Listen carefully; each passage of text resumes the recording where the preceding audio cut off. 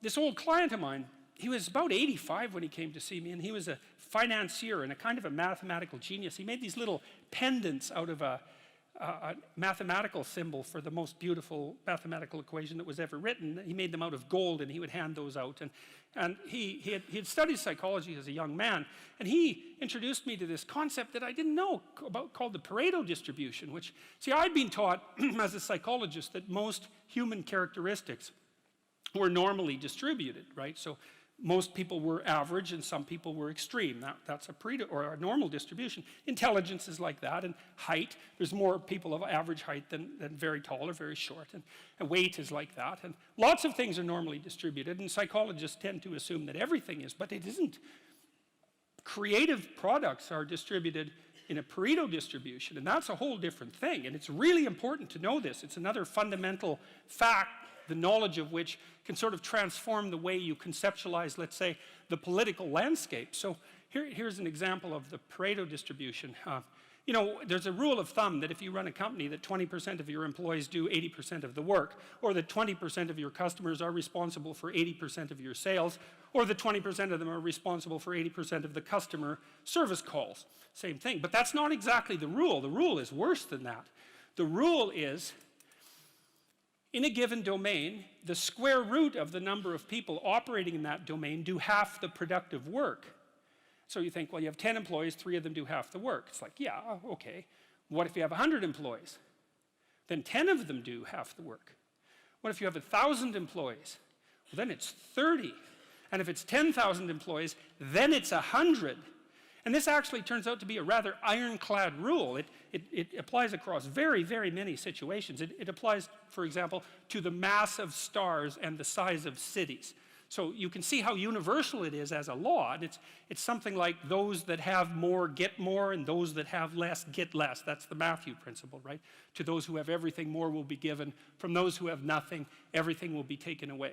And the economists sometimes call that the Matthew principle. And so what that lays out is a world that's rife with inequality. So, you know, you hear this idea that I think it's the 85 richest people in the world have more money than the bottom 2 billion. That's a Pareto distribution phenomena. And you might say, to hell with capitalism for producing that. It's like, sorry, you got your diagnosis wrong. It's a natural law. It's no matter what society you study, you get a Pareto distribution of wealth. You get a Pareto distribution of number of records recorded. You get a Pareto distribution of number of songs written or goals scored. Like any creative product has that characteristic. And it's partly because as you start to become successful, let's say, people offer you more and more opportunities. And as you start to fail, people move away from you and you plummet. And so, okay, so that's rough. So what it means is that there is always a landscape of inequality. And I'm not saying that we shouldn't do anything about it, although I am saying that we don't know what to do about it. That's the thing, you know, because you can modify the Pareto distribution of wealth, let's say, but we don't know how to do it without maybe disrupting the system so completely that it collapses, which is what happened in the Soviet Union, for example, and in Maoist China. They were trying, at least in principle, to adjust inequality. But the cure was far worse than the disease. And the truth of the matter is we actually don't know technically how much inequality there has to be to generate wealth. We can guess, and you could say, well, there should be less, and you might say, well, there should be more. If you're left-wing, you'd say less, and if you're right-wing, you'd say, well, we'll just let the inequality flourish. But we do know that it's inevitable, and we also know that we don't know how to regulate it. So there is inequality. What that means is there's always going to be people around that are better at something than you are. And that's a problem, because you can get jealous and you can get bitter and you can get resentful, and worse, you can get hopeless, you know, because you look like I have this friend of mine. He told me something so funny. He was decrying his lack of success in the world, and he compared himself to his roommate. And he said, you know, his college roommate was doing much better than he was. And his bloody roommate was Elon Musk. It's like, really? Like, it's like, oh, you're not doing as well as Elon Musk. Well, I mean, you can see it would take it rather personally because they were roommates and everything. It wasn't like he was doing badly. Like, he was doing pretty damn well. It's like, I'm not as good as Elon Musk. It's like, yeah, well, you and like 7 billion other people, you know. But I thought it was instructive because you have to be careful who you compare yourself to. Now, you can't just not compare yourself to successful people, right? Because then you don't have anything to aim at. And one of the things I learned from Jung, this was a cool thing, I'm going to make a real lateral move here. Jung thought the book of Revelation was appended to the Bible because the Christ in the Gospels was too merciful. He was too nice a guy. Now, he's an ideal, right? And Jung said, wait a second, an ideal is always a judge. That's the thing about an ideal, because you're not as good as your ideal, so your ideal is a judge. And Revelation has Christ coming back as a judge, and that was Jung's explanation at the level of the collective unconscious for the pasting of that remarkably strange and terrible book onto the end of the Bible.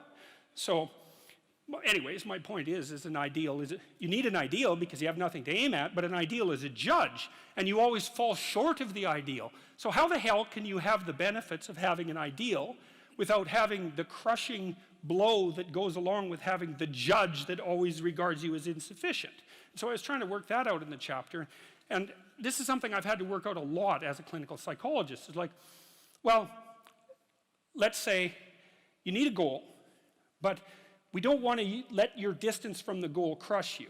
So you got to set up a goal, and then you got to break the goal down into parts so that you can move towards it, and you have a fairly high likelihood of doing it. So that's a bit of practical, I wouldn't say advice, it's because it's better than advice.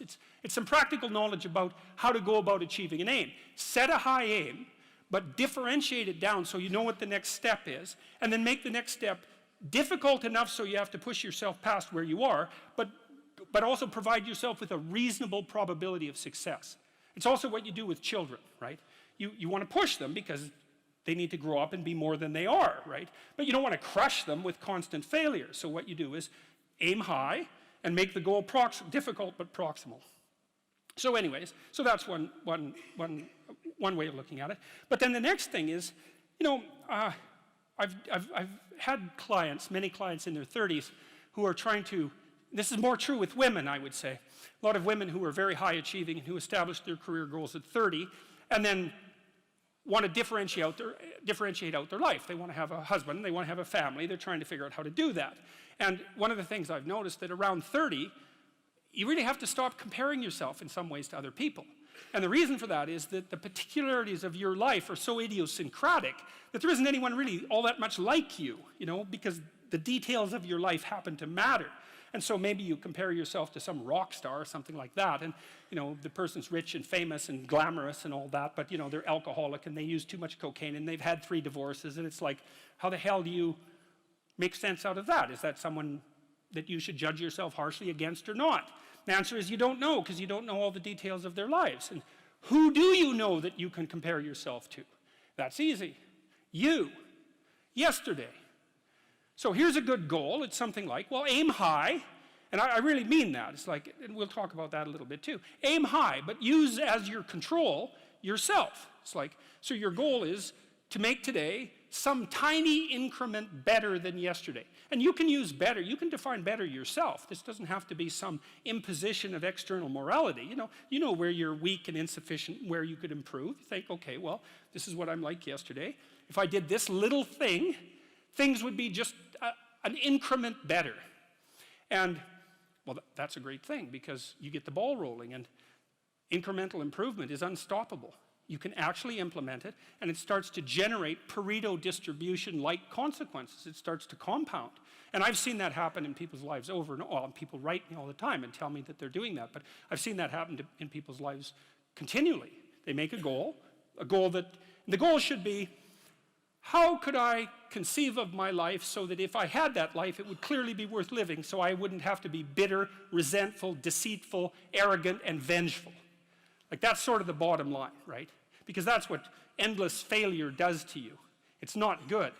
And that's what life without purpose and a goal does to you as well, because life is very hard. So you think, okay, well, I need to adopt a mode of being that would justify my suffering.